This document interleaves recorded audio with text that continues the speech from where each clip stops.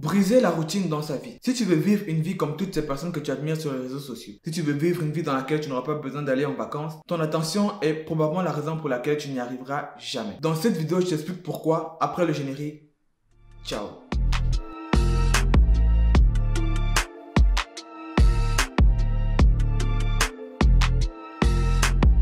What's up? C'est ton boy Billy de Madrid, j'espère que tu vas bien parce que moi, je vais super bien.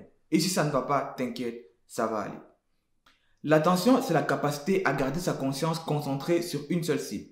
La cible la plus importante pour vous pendant une période de temps prolongée sans se laisser distraire. Remettons les choses dans leur contexte.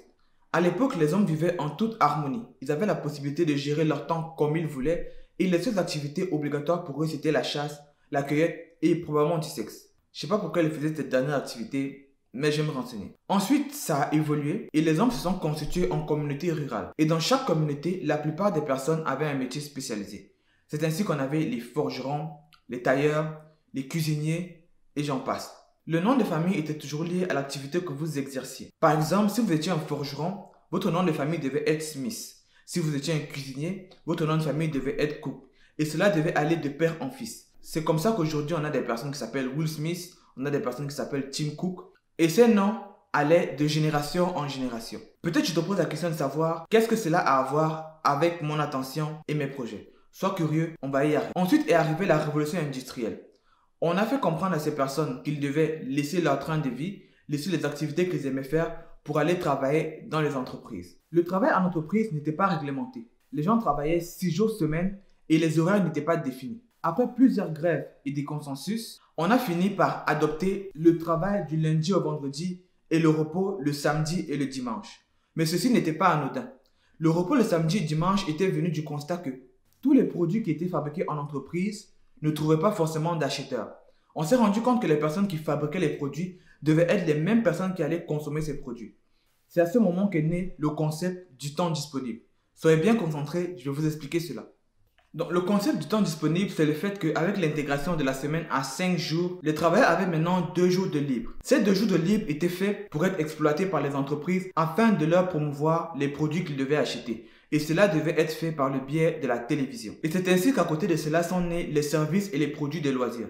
Donc, via la télé, les annonceurs étaient certains que le samedi et le dimanche, ils avaient la possibilité de proposer leurs produits à des personnes qui étaient disponibles pour l'acheter. Déjà parce qu'ils avaient le temps et ensuite parce qu'ils avaient l'argent.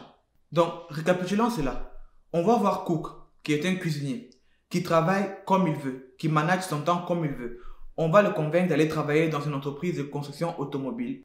Il va travailler du lundi au vendredi et être payé. Et ensuite, à travers la télévision, on va convaincre Cook qu'il doit acheter la voiture que lui-même il fabrique avec sa paye. Pour faire oublier à Cook que dans le passé, il avait une vie bien meilleure que celle qu'il vit maintenant, le samedi et le dimanche, on va lui proposer des divertissements à travers des industries qui vont naître comme les restaurants, le cinéma, les films, les concerts et les événements sportifs. Est-ce que cela ne commence pas à te rappeler quelqu'un? En fait, toi et moi, nous sommes tous les descendants de Cook. Même si cette façon de fonctionner ne nous plaît pas vraiment, on se résigne parce qu'on n'a connu que ça. Nous sommes nés dans un système qui fonctionnait déjà comme ça. Et le plus important encore, on n'a jamais expérimenté la façon dont Cook vivait avant que les entreprises ne naissent. Et la seule personne qui est capable de nous dire comment est-ce que c'était, c'est Cook lui-même. Le parallèle avec notre génération, c'est qu'on a remplacé la télévision par les réseaux sociaux. Et c'est encore beaucoup plus violent parce que maintenant, il est quasiment impossible de donner son attention à ce qu'on désire réellement, même si on le veut de toutes nos forces. Il y a toujours une dernière série qui vient de sortir. Il y a tel artiste qui vient de drop son album. Il y a telle actrice qui a divorcé avec tel acteur. Il y a tel acteur qui s'est mis en couple avec telle actrice. Toutes ces informations, on n'a même pas besoin de les chercher, elles viennent nous trouver. Et l'outil le plus puissant pour avoir votre attention sur les réseaux sociaux, ce sont les influenceurs. C'est la raison pour laquelle aujourd'hui, les marques ne passent plus par les canaux traditionnels pour faire de la publicité, elles passent par les influenceurs. Aujourd'hui, il y a beaucoup de débats sur ces sujets. Beaucoup de personnes ne comprennent pas pourquoi les influenceurs gagnent beaucoup plus d'argent que des personnes qui ont fait des bacs plus 10 ou des bacs plus 100. Si vous aussi, vous faites partie de ces personnes, c'est que vous n'avez rien compris. Tout se résume en un seul mot, l'attention. Ce qu'il faut savoir, c'est que les influenceurs ne sont pas rémunérés en fonction du niveau d'études qu'ils ont fait. Les influenceurs sont rémunérés en fonction du nombre de personnes qu'ils sont capables de garder connectées sur une plateforme. D'où la valeur d'un influenceur dépend forcément de son nombre d'abonnés. C'est la raison pour laquelle les marques aujourd'hui préfèrent passer par ces personnes-là pour promouvoir leurs produits. En télévision, on peut comparer cette métrique, le nombre d'abonnés, à ce qu'on appelle l'audimat. L'audimat, c'est le nombre de personnes connectées pendant la diffusion d'un programme bien précis. C'est pourquoi lors des grands événements comme par exemple le Super Bowl, la finale de la Champions League, les finales NBA, les coûts publicitaires sont excessivement élevés parce que ce sont des événements qui ont la capacité de mobiliser un grand nombre de personnes. Et cette capacité, les influenceurs ont la possibilité de le faire aujourd'hui. Donc si la valeur d'un influenceur dépend de son nombre d'abonnés, ce n'est pas un hasard. Dites-vous que sur ces réseaux sociaux, il y a des ingénieurs qui travaillent jour et nuit sur les algorithmes afin de vous garder encore beaucoup plus connectés sur les plateformes.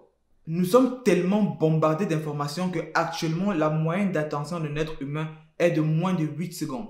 C'est la raison pour laquelle une plateforme comme TikTok a décidé de faire des formats courts et toutes les autres plateformes, vu que cette méthode-là fonctionnait, ont commencé à adapter ces formats-là à leur réseau. Que ce soit Instagram, que ce soit Spotify maintenant, que ce soit YouTube, utilisent déjà la même stratégie dans un seul but, avoir votre attention. Et dites-vous que votre cerveau sera toujours attiré vers les sources de plaisir immédiates. C'est ce qu'on appelle en anglais la type dopamine. Au début, on se connectait sur les réseaux sociaux après le travail pour lâcher la pression et relaxer. Ensuite, on se connecte sur les réseaux sociaux par ennui, même quand nous sommes au travail. Et pour finir, ça devient une addiction.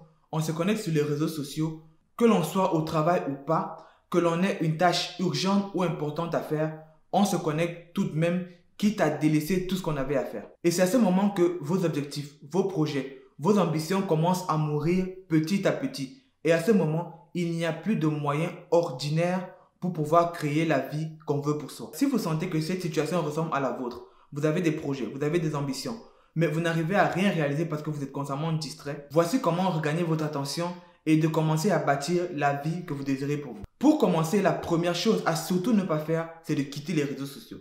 Je vois beaucoup de personnes qui font des vidéos, quitter YouTube, quitter TikTok, quitter Facebook. Pourtant, eux-mêmes, ils font des vidéos qu'ils vont poster sur les mêmes réseaux sociaux qu'ils vous demandent de quitter. Bizarre, non? Très bizarre même, je trouve. En fait, quitter les réseaux sociaux, c'est comme un alcoolique qui décide d'aller vivre dans un pays où on interdit l'alcool. Le jour où vous allez revoir une bouteille d'alcool, vous serez plus alcoolique que vous étiez la dernière fois. Autre exemple, si par exemple, vous jouez aux jeux vidéo, vous jouez à FIFA, et que vous vous faites massacrer par un ami, vous n'allez pas commencer à détester le jeu. Vous n'allez pas prendre le jeu et le briser. C'est vous qui allez perdre. En fait, le but, c'est vraiment de maîtriser comment le jeu fonctionne et de maîtriser comment faire pour gagner. Une fois que vous comprenez cela, c'est très facile. Aujourd'hui, les réseaux sociaux, ce sont des outils indispensables pour toute personne qui veut level up.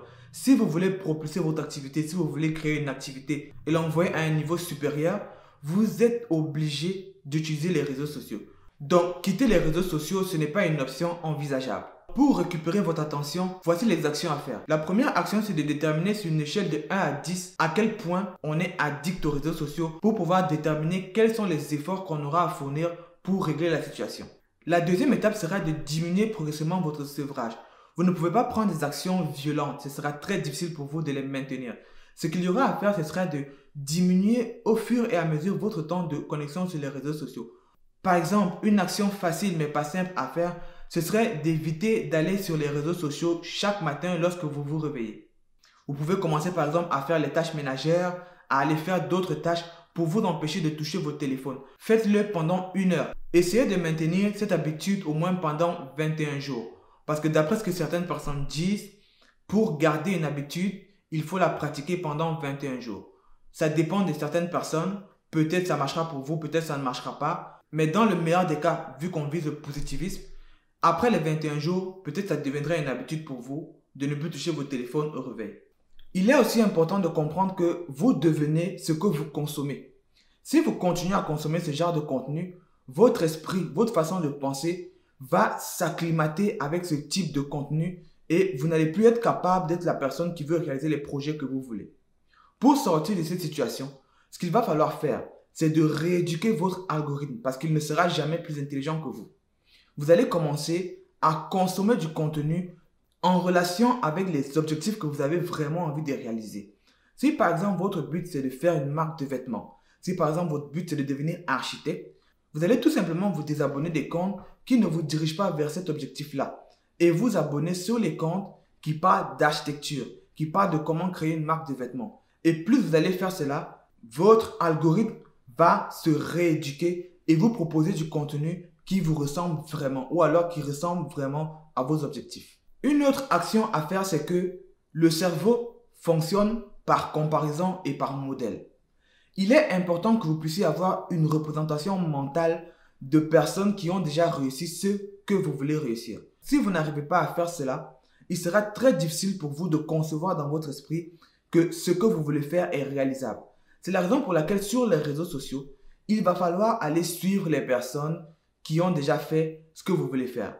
Je ne dis pas d'aller suivre les personnes qui sont riches et dont on ne peut pas identifier par quels moyens elles sont devenues riches. Allez suivre les personnes qui ont déjà réalisé ce que vous avez envie de réaliser. En suivant ces personnes, vous allez naviguer via le processus qui a permis à ce qu'elles puissent accomplir ce qu'elles ont accompli. Et par comparaison, votre cerveau va s'identifier à cette personne et vous allez avoir les bons réflexes pour pouvoir accomplir vos projets.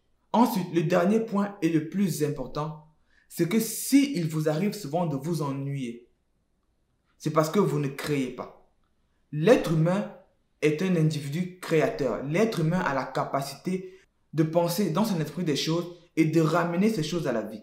Que ce soit les voitures, les avions, les chaussures, c'est des choses qui à la base n'existaient pas et ont été amenées à la vie par la création humaine.